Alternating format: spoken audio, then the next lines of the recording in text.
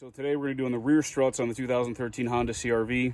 And okay, so we are in the passenger rear side here. This is the hump where the wheel well is.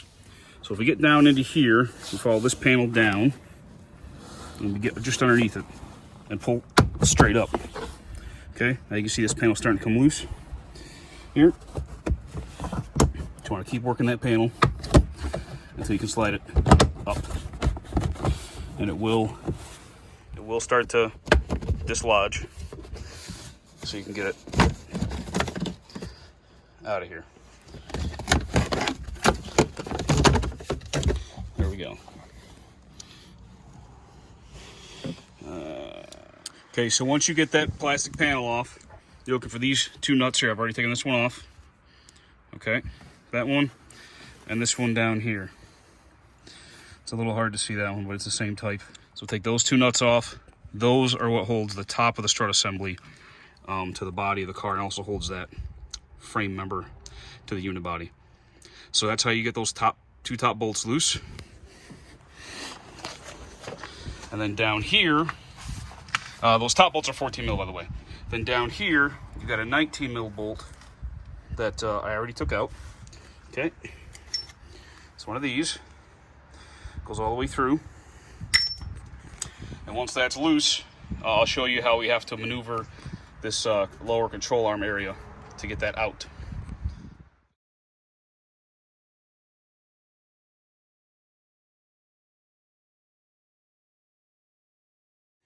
Okay, with those upper nuts and that lower bolt removed like I showed you, the next thing you need to do to get clearance to actually be able to pull that strut out is this control arm is held in by, the front of this is held in by two bolts.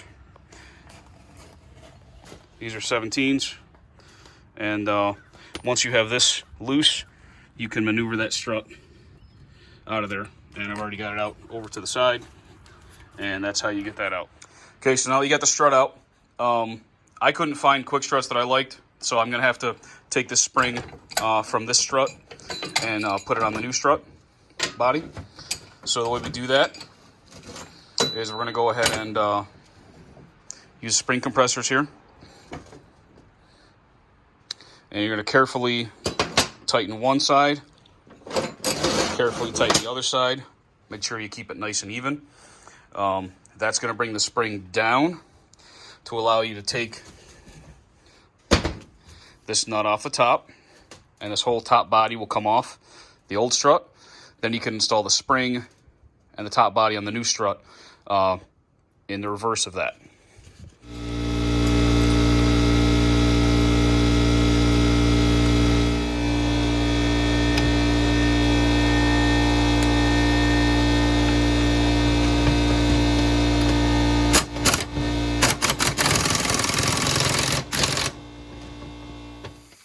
Okay, so I've got the new strut slid in now. Okay, so I'll show you the order of things here, right? This whole boot comes up and off.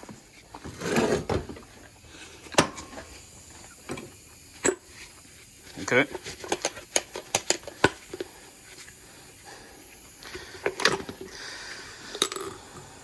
You've got, inside this boot, you've got this bushing on the top. You've got a wash that goes on top of that. So the order is, on the top of the strut, it's bushing, then this washer, then this whole tube.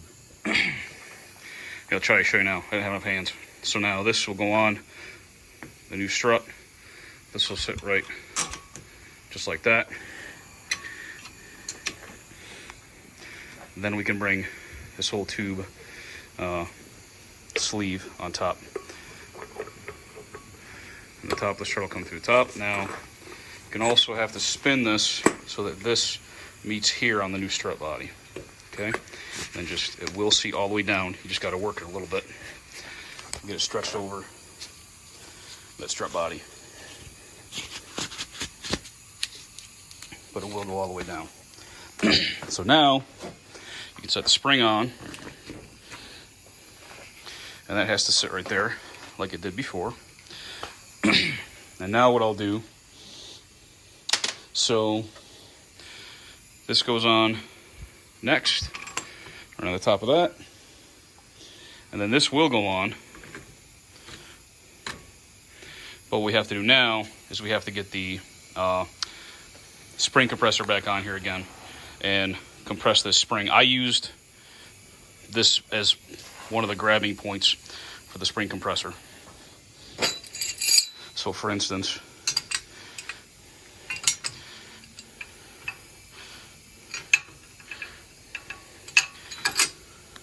you grab it like that on one side, and basically the same thing on the other side, and then just carefully alternate them until you squeeze this down low enough so that you can get the nut on the top. So make sure you use the new bolt with the new strut. The old bolts are probably not going to be the same. And of course the washer goes underneath that nut on top of here. So this washer will actually be up here like so when it's ready.